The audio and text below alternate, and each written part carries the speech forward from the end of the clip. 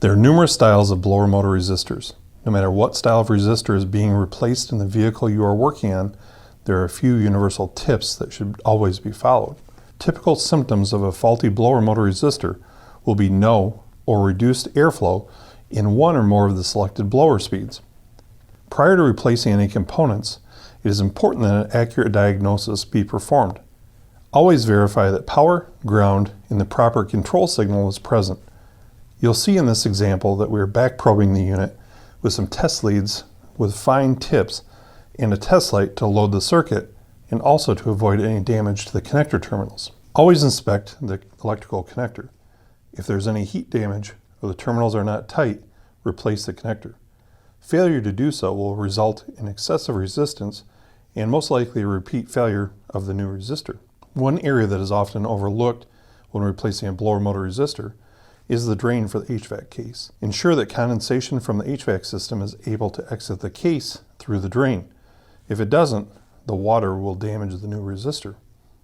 When the blower motor resistor and associated components are removed, inspect for any debris which may have caused the original failure and may cause a repeat failure. The HVAC case must be free of all debris before installing the new components. Not all vehicles come equipped with a cabin air filter, but on the ones that do, make sure to replace the filter with a good quality filter at the same time as you're replacing the resistor.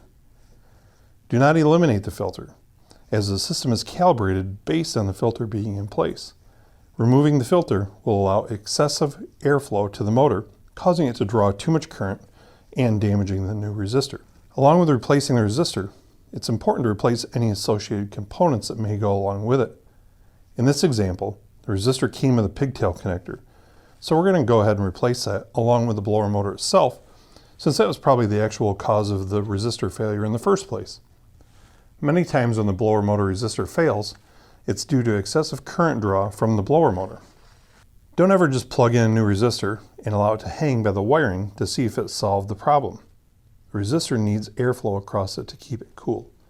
If it is powered up while not in the path of the blower motor, it will most likely burn up. Finally, it's important to install the blower motor resistor properly.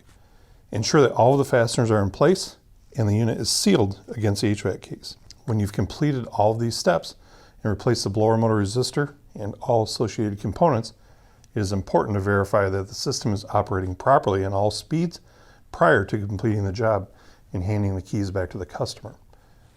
Thank you for taking the time to view this video, and we're sure that these tips will assist you in a more successful blower motor resistor repair.